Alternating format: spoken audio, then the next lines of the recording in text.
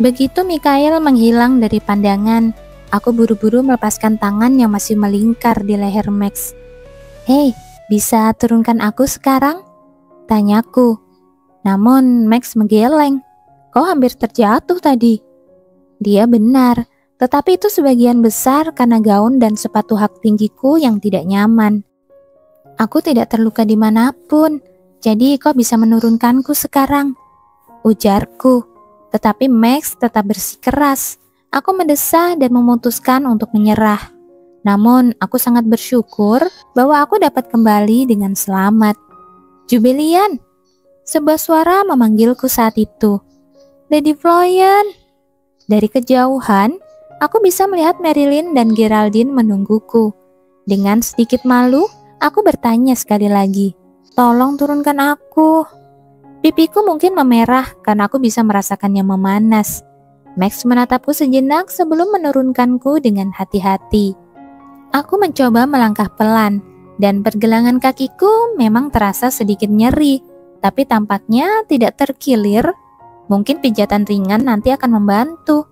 Tiba-tiba, Max mengulurkan lengannya ke arahku.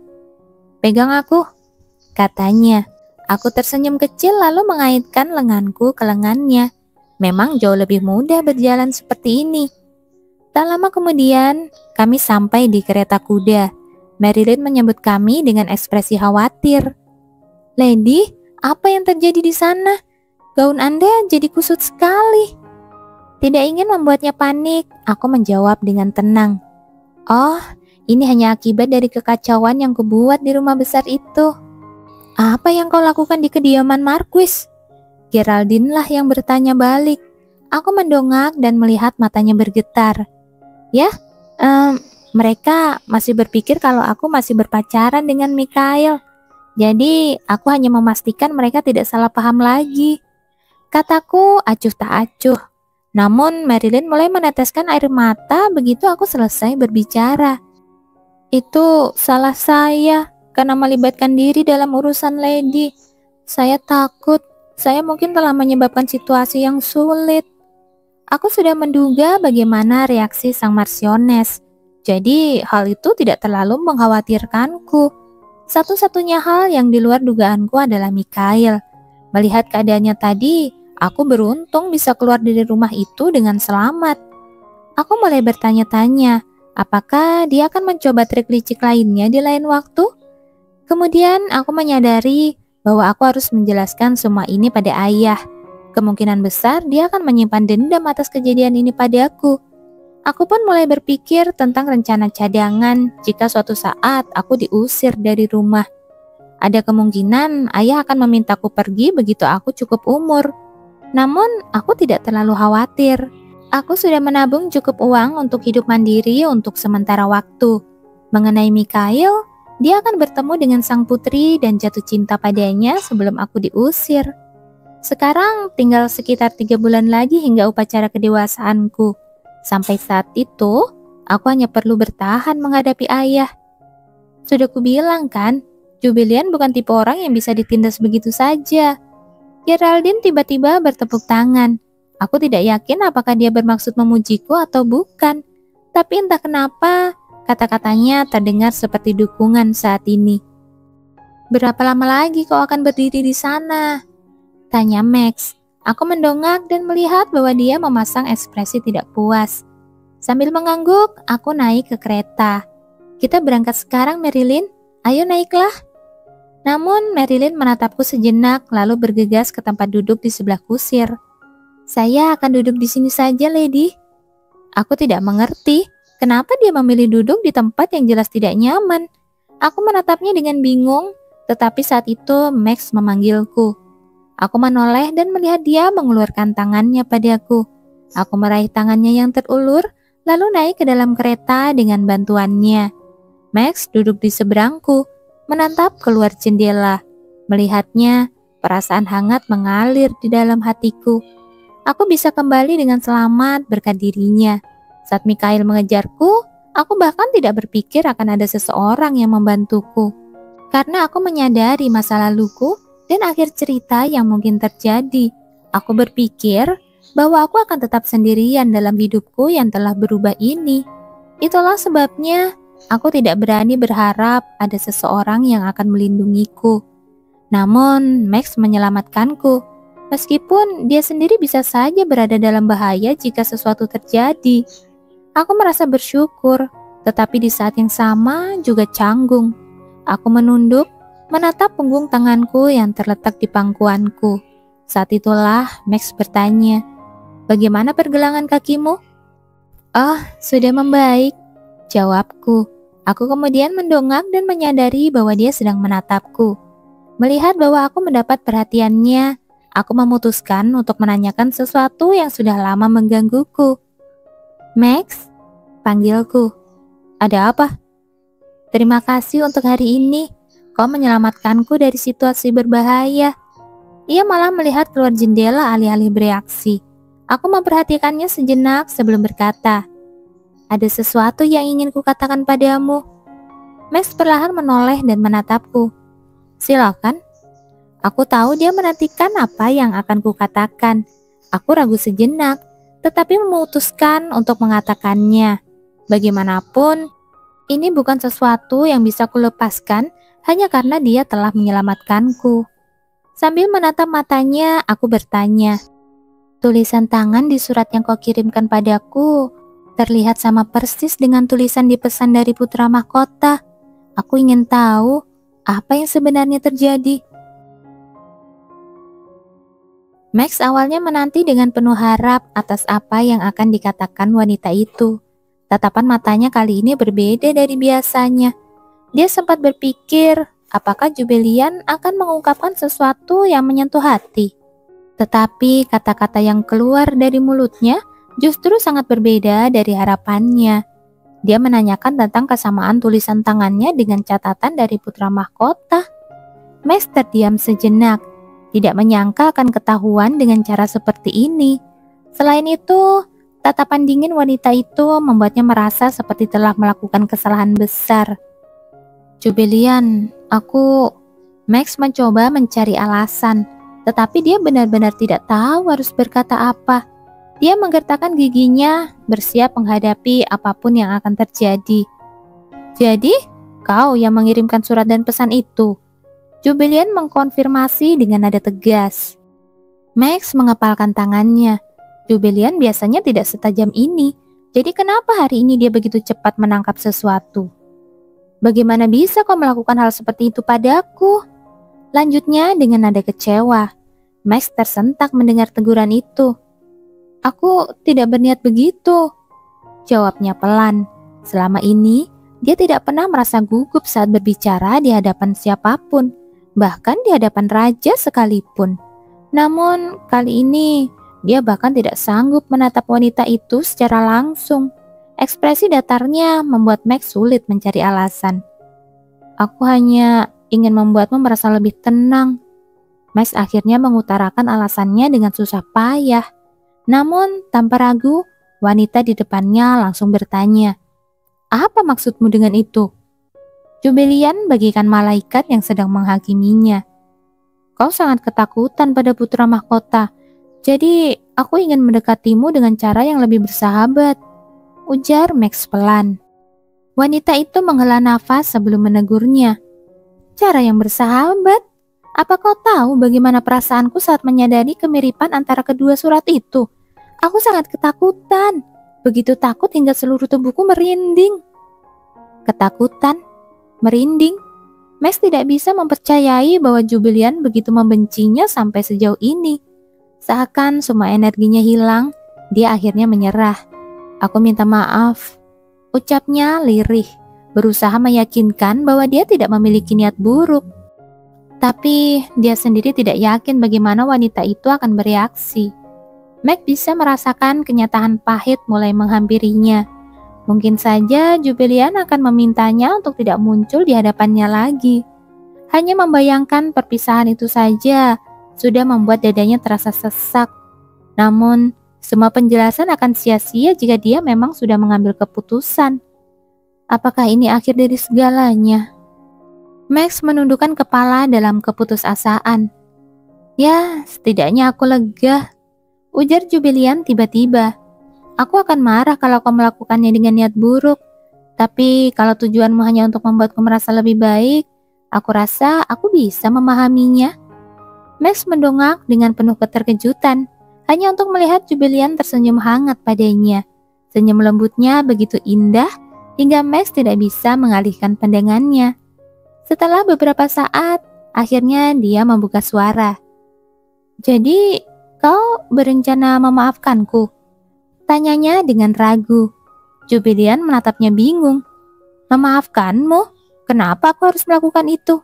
Kau tidak melakukan sesuatu dengan niat jahat? Dia tetap tenang meskipun baru saja mengetahui bahwa Max adalah putra mahkota. Merasa bersyukur atas sikapnya itu, Max akhirnya bisa tersenyum. Wanita itu membalas senyumannya dan berkata, "Sejujurnya, aku memang agak tidak nyaman ketika kau berpura-pura menjadi putra mahkota. Tapi setelah mendengar alasanmu, aku rasa itu tidak masalah." Jubilian mengangguk dengan yakin. Aku tahu itu surat pribadi, tapi tetap saja berpura-pura menjadi anggota kerajaan adalah pelanggaran. Bagaimana kalau berita ini sampai ke telinga maniak gila itu? Nyawamu bisa terancam. Max akhirnya kehilangan kesabarannya. Dia menatapku dengan dahi berkerut sebelum akhirnya menundukkan kepala. Aku sempat menyesal. Mungkin tadi aku berbicara terlalu keras. Tapi aku hanya ingin memastikan dia tidak mengulangi perbuatannya. Berpura-pura menjadi putra mahkota adalah masalah serius. Dan aku tidak ingin seseorang yang baru saja menyelamatkanku hari ini malah menghadapi masalah besar di kemudian hari. Bagaimanapun, setelah melihat ekspresi kesalnya, aku merasa perlu mengganti topik. Ngomong-ngomong, aku sadar kalau tas yang dilempar wanita itu arahnya sedikit berubah sebelum sampai kepadaku. Itu ulahmu kan? Max mengangguk tanpa berkata apapun. Oh, seperti yang kuduga. Sejujurnya, setelah membaca suratmu, aku menduga kalau kau pasti mengawasi dari suatu tempat. Dia tersentak mendengar dugaanku, lalu mengangkat kepalanya. Bukan begitu. Aku hanya mengikutimu karena aku pikir hari ini kau akhirnya akan menyadari betapa pentingnya aku. Aku sempat khawatir kata-kataku mengganggunya, tapi nada bicaranya tetap sama seperti biasanya. Kau benar, aku memang ingin mengatakannya hari ini. Candaku. Kemudian menatapnya dengan serius, aku mengungkapkan hal yang sudah lama ingin kusampaikan. Aku hanya ingin berterima kasih sekali lagi. Jika bukan karena kau, mungkin aku tidak akan ada di sini sekarang. Max menatap keluar jendela dan berkata, "Jangan pergi kemana-mana sendirian untuk sementara waktu, itu berbahaya." Aku mengerti, mulai sekarang aku akan menemanimu. Selanya, aku awalnya ingin mengatakan bahwa aku akan lebih berhati-hati dan membawa lebih banyak pengawal saat pergi. Namun, aku terkejut melihatnya menatap langsung ke mataku. Tidak perlu, kau sudah banyak membantuku sampai sekarang. Kau tidak harus repot-repot melakukan itu. Aku berhenti berbicara. Tidak mungkin dia mengatakan itu dengan maksud romantis. Tapi aku hampir saja salah paham lagi. Max menatapku sejenak sebelum akhirnya membuka mulut. Itu tidak masalah.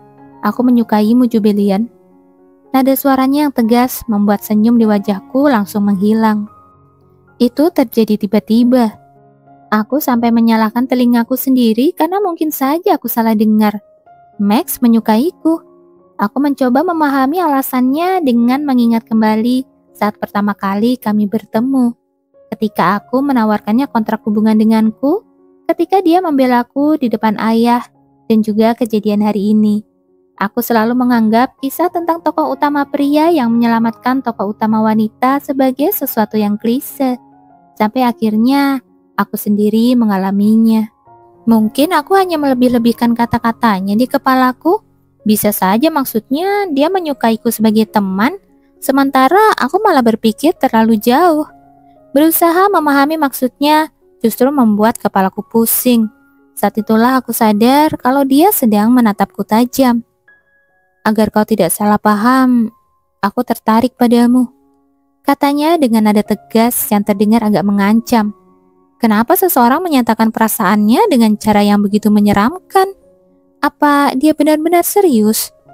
Memang benar jantungku berdebar saat dia tiba-tiba muncul dan menyelamatkanku dari Mikhail. Tapi ada alasan mengapa klise begitu populer dan aku pun tidak bisa menghindarinya. Dulu aku rela memberikan apapun hanya demi cinta. Aku pernah berkata seperti itu kepada Mikhail hanya karena dia pernah mengulurkan tangannya padaku sekali saja. Aku teringat betapa mudahnya aku jatuh cinta padanya hanya karena sedikit kebaikan. Namun sekarang, aku sadar bahwa kebaikan itu bisa saja dia tunjukkan kepada siapapun, bahkan kepada orang asing. Apakah rasa terima kasihku terhadap Max telah berubah menjadi perasaan yang lebih dalam? Atau apakah aku benar-benar jatuh cinta padanya sejak awal? Aku menatap Max dengan senyum pahit. Aku tidak yakin apakah aku menyukainya atau tidak. Selain itu, aku masih belum bisa lepas dari bayangan kematian. Aku tidak ingin memulai hubungan dengan perasaan yang setengah-setengah dan menyeretnya ke dalam takdir burukku.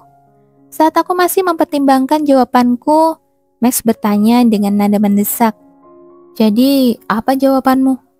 Tatapannya begitu tajam seolah ingin menekanku agar segera memberikan jawaban. Aku langsung mengalihkan pandangan. Apa ini cara seseorang menunjukkan rasa sukanya? Akhirnya, setelah menenangkan diri dari keterkejutanku, aku menjawab, "Ini terlalu mendadak bagiku.